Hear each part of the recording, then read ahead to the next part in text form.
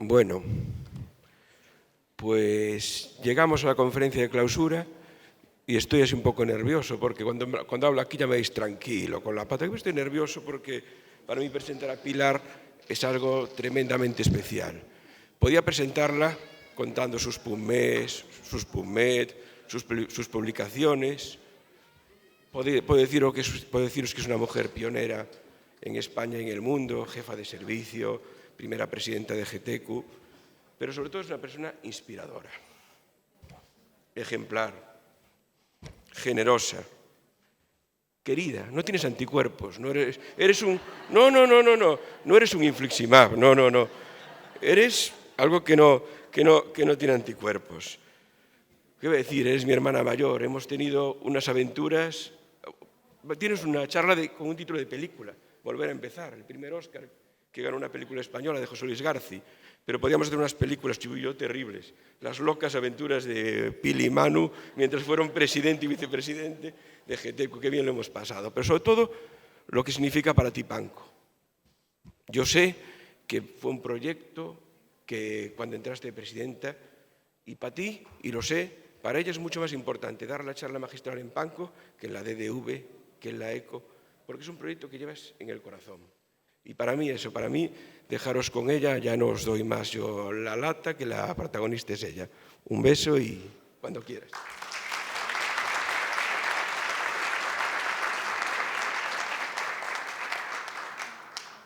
Bueno, muchas gracias, Manu. Sí, es cierto que es especial para mí esta charla y he de reconocer que estoy nerviosa. Se lo comentaba a mi compañera de silla. Digo, bueno, es una responsabilidad muy grande. Les agradezco muchísimo a todos que me permitan hablar de este tema. Lo cierto es que me ha encantado la mesa anterior. He disfrutado y además esta mañana he tenido que reestructurar la charla porque me había quedado larguísima y he pensado, ellos hablarán del LYRIC y hablarán de los metaanálisis en Network y hablarán de todo esto y bueno, yo voy a hablar de un tema que me apasiona y les agradezco que me hayan elegido para hablar de recurrencia posquirúrgica porque es un tema que me encanta. Yo cuando empecé en el hospital, la FE era una unidad que no era ni multidisciplinar, ni interdisciplinar, ni nada. La abrimos en el año 94 y era unipersonal, porque la abrí yo en la época en la que todo el mundo estaba con la motilidad, con los IBDs, con los trasplante hepático, entonces aquello era como sin biológicos, sin nada, era todo un desastre. Entonces, bueno, los cirujanos habían operado a alguien, te lo mandaban, hacía 4 años que lo habían operado, tú no sabías qué hacer ahí. Fue una auténtica aventura y bueno, desde hace mucho tiempo que pensé que Rutgers tuvo esa genial idea de pensar que el mejor modelo de recurrencia posquirúrgica era la persona que ya había tenido la enfermedad y cogió y se plantificó con el endoscopio allí y pensó, pues yo voy a esperar a ver aquí qué pasa, ¿no? Y de ahí sale su famosísimo índice de Rutgers. Yo lo conocí personalmente, fue una persona, yo creo que tremendamente maestro y bueno, su escuela ahí está y todos la conocen. Y estas fotos son todas propias porque los endoscopistas de mi servicio y mis compañeros y nuestros cirujanos saben que me gusta mucho y tener imágenes, me gusta además estar presente en las endoscopias de mis pacientes. Y bueno, comienzo diciendo que todos sabemos que el precio de operar a un paciente con enfermedad de Crohn es que la enfermedad reaparezca y ese concepto es un concepto que todos ya tienen claro, pero lo recuerda así muy puntualmente. La morfológica es cuando somos capaces de detectarla con una técnica de imagen, el patrón oro es la endoscopia, la clínica es la que da síntomas y la quirúrgica es la que hace que el paciente se tenga que volver a intervenir. Y bueno, estos son los escenarios que tenemos y las distintas formas de definirlos, ¿no? La recurrencia endoscópica se puede medir con el índice de Rutgers y después hablaremos bastante de él. La radiológica con ecografía y ya Johanna dio unos puntazos ayer de la importancia que tiene hoy en día la ecografía como la extensión de nuestra mano, ¿no? Y bueno, la recurrencia biológica que se mide con marcadores, algunos de los cuales como la carprotectina, obviamente, pueden evitar la endoscopia de control, y el punto de corte aquí sí que lo tenemos que poner muy, muy, muy bajo. Vamos a empezar, entre comillas, criticando el índice de Rutgers, porque aunque es el patrón oro para tipificar las lesiones, yo creo que todos tenemos de acuerdo lo que es un Rutgers 0, un Rutgers 1. Empieza a complicarse la cosa en el Rutgers 2, si las úlceras están más o menos cerca de la anastomosis, si hay una ileitis o no. El 3 también parece claro: ileitis, aftosa difusa sobre mucosa inflamada, inflamación difusa, úlceras grandes, nódulos para el 4. Pero bueno, como muchísimas de las cosas que hablamos de frecuencia de recurrencia, fármacos en recurrencia, utilizan como patrón oro el índice de Rutgers. Yo creo que es importante saber que el índice de Rutgers es de los años 90, se hizo para anastomosis término terminal, con lo cual era bien fácil entrar en el neoileon y avanzar allí medio metro, incluso en los estudios de Rutgers, y no había, bueno, no está validado tampoco, pese a lo amplísimamente utilizado que está. Y estos son mis viejos apuntes del año 90, que era mi final de residencia, sobre el índice de Rutgers. Y tengo ahí subrayado, y si se fijan, bueno, no sale aquí muy bien, en la foto yo lo veía mejor, pero exploraban hasta 30 centímetros del neoileon, las lesiones se acumulaban en 8. O sea, esto no es fácil, no es un índice que sea fácil. Y si ustedes ven esto, ¿esto qué es? ¿Una estenosis de la anastomosis? ¿Es un Rutgers que si dilato y entro y luego no hay nada es un 0? ¿O si dilato, entro y hay algo, es un 4? ¿Qué índice de Rutgers es este, no? Podría ser cualquiera. Y luego, con un enterotac, vemos que realmente hay una estenosis. Con técnicas de cross-sectional ahora veríamos si hay actividad inflamatoria, y bueno, realmente la valoración del neoileon no es nada fácil. Y el último estudio que nosotros hicimos, que fue la tesis de una de nuestras residentes, pues ya vimos que su reproducibilidad era mala. Había 8 lectores, 4 eran endoscopistas expertos, 4 no, 4 eran epidemiólogos. Entonces, bueno, aquello resulta que al final el lector central era el que peor variabilidad intraindividual tenía. O sea, fue todo como un desastre, y ya acabamos diciendo, bueno, el índice de Rutgers debería replantearse, y efectivamente se replanteó. Yo creo que por eso no nos están aceptando este trabajo en ningún sitio, porque aparece el índice de Poker y aparece el índice Remind. Y entonces empiezan a diferenciar entre lesiones que están en la anastomosis y lesiones que están en el neoileon, porque la enfermedad que se considera recurrente invariablemente aparece en la vertiente neoileal de la anastomosis. Y además, esto sí que se ha confirmado en varios estudios. Las lesiones perianastomóticas se asocian a menos recurrencias, sí que se asocian a la posibilidad de estenosis. Y esto es algo que yo sí que veía en los pacientes. Cuando empezaban a aparecer aquellas úlceras lunares, que a lo largo que hacías controles veías que ese era el paciente que podía acabar teniendo una estenosis posquirúrgica. Sin embargo, las lesiones que ya aparecen en la vertiente ileal de la anastomosis, esas habitualmente tienen peor pronóstico, que en el fondo es la diferenciación que había entre el 2A y el 2B del índice de Rutgers.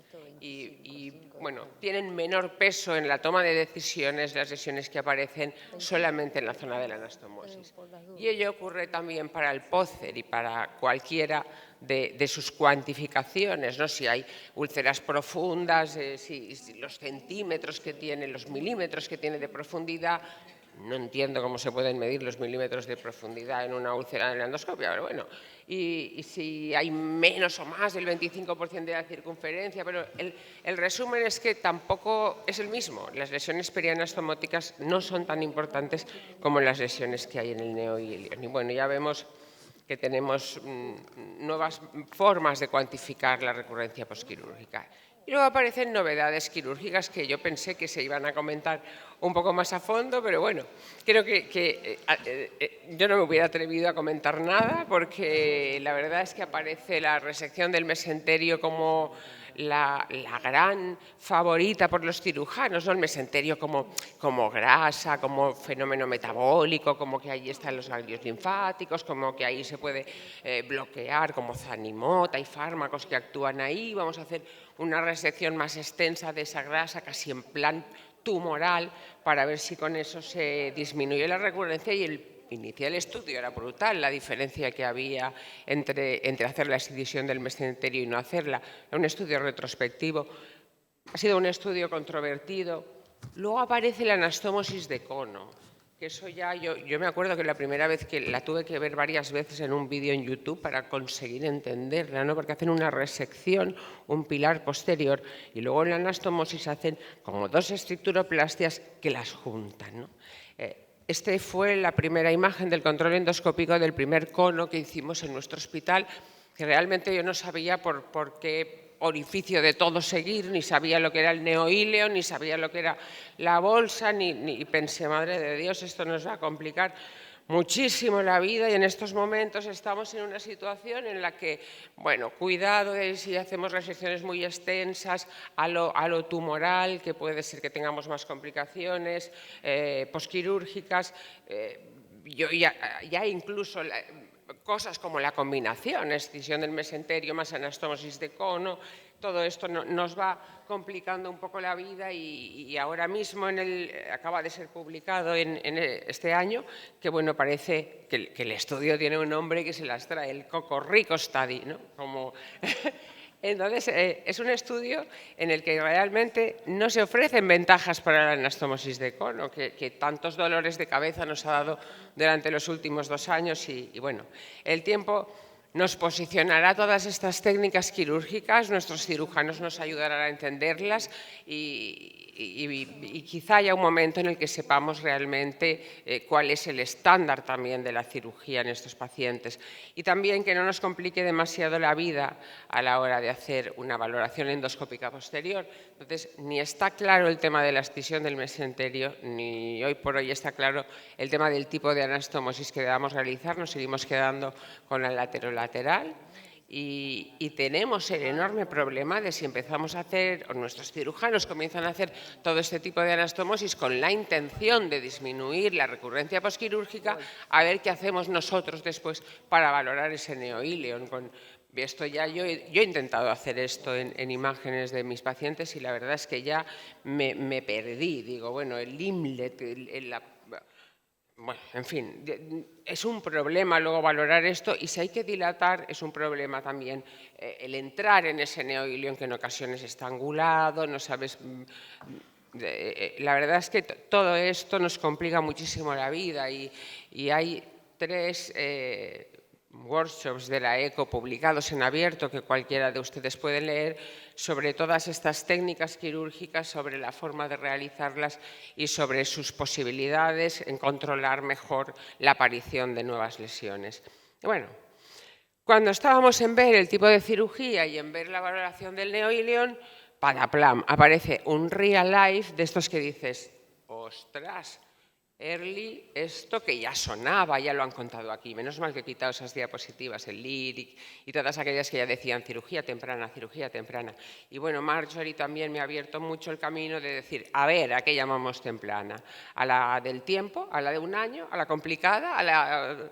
No sabemos ni siquiera a qué le llamamos cirugía temprana, pero bueno, 1.279 pacientes con enfermedad de Crohn, en los cuales aproximadamente la mitad, la primera opción había sido la cirugía sin anti-TNF, y aproximadamente la mitad había sido el anti-TNF.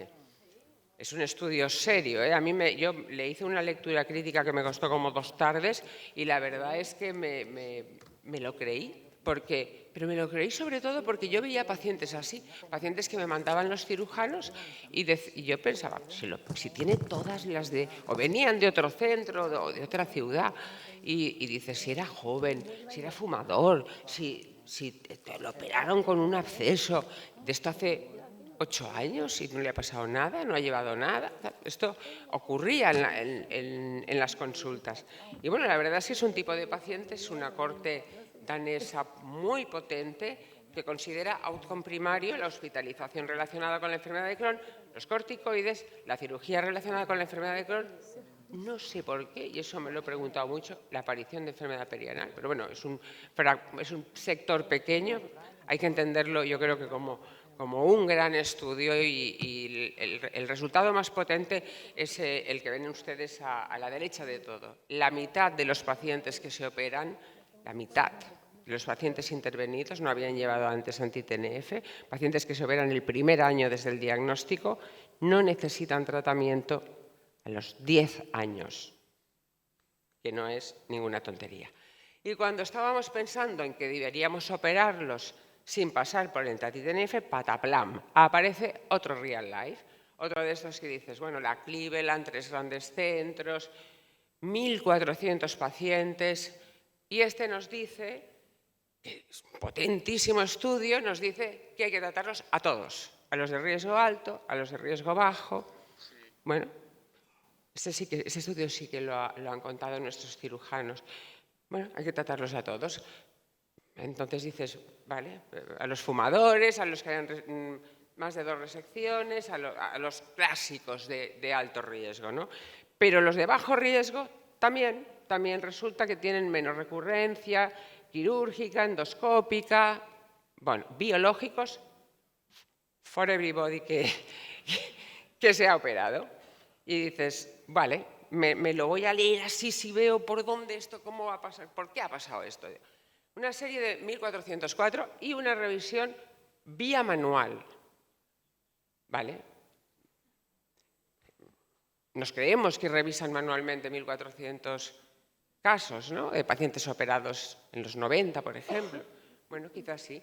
Y luego resulta que te vas al outcome primario y dice que son pacientes que se había realizado la endoscopia de control para valorar la recurrencia con ese famoso índice de Rutgers, que ya hemos contado lo que es, entre los 3 meses y los 3 años.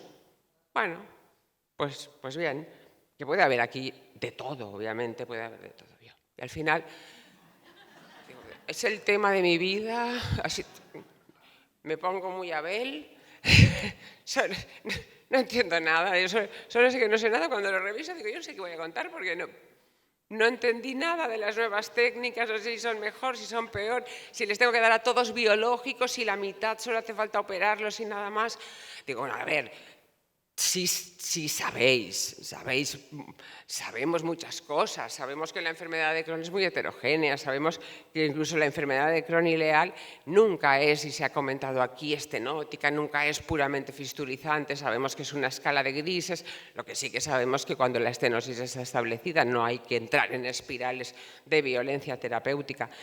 Nosotros sabemos, en nuestro hospital sabemos mucho de recurrencia, sobre todo porque hemos tenido muy buenos cirujanos que nos han ayudado mucho a conocer todo esto, y sabemos que la resonancia nos puede hacer decir ese patrón de curva inflamatorio que sube rápidamente y se mantiene, o el patrón de curva fibrótico que sube más lentamente en los primeros minutos en las adquisiciones con el índice de Seiler. Podemos saberlo, y además, bueno, nosotros mismos en 120 pacientes que operamos pensamos, bueno, vamos a ver la famosa calprotectina fecal, que siempre, si se correlaciona con la endoscopia, si se correlaciona con la ecografía, con lo que se tiene que correlacionar es con la pieza quirúrgica. Tenemos la pieza entera. Vamos a ver en esa pieza, unos días antes de quitársela, qué calprotectina tenía, ¿no?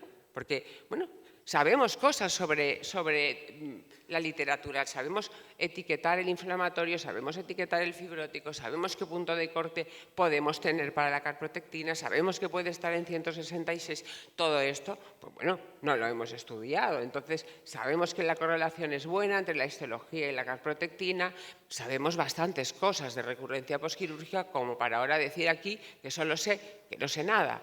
Entonces, bueno, al final, con todo esto, incluso sabemos que podemos predecir, y el estudio es antiguo ya, porque bueno, aunque es de hace 3 o 4 años, ya se ha quedado obsoleto con la llegada de nuevas citoquinas, con la vía TH17, pero bueno, podemos ver en qué tipo de pacientes lleven o no profilaxis, tengan o no determinados niveles de interleuquina, tengan o no determinados niveles de calprotectina fecal.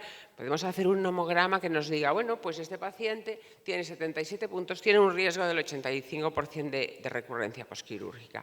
Podría ser que tuviéramos esa posibilidad.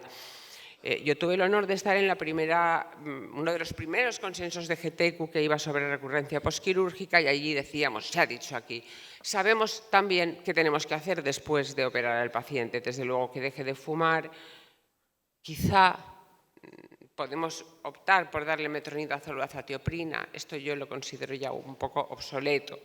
Quizá debemos dar la terapia biológica al subgrupo de pacientes que consideremos de más riesgo. Sabemos cosas desde la precia, sabemos que los biológicos probablemente sean los mejores fármacos para predecir la recurrencia. Se han publicado resultados ya de análisis, de pool de estudios que sí que nos dicen que los anti-TNF son los mejores fármacos para prevenir la recurrencia. Tenemos datos también, nosotros participamos en el REPREVIO, que fue ya comunicado en la ECO y a la AGA, y USTE, también son buenos fármacos para prevenir la recurrencia. O sea, ya tenemos muchos datos como para acabar diciendo que no sabemos nada al final de la recurrencia o que nos hemos hecho un lío.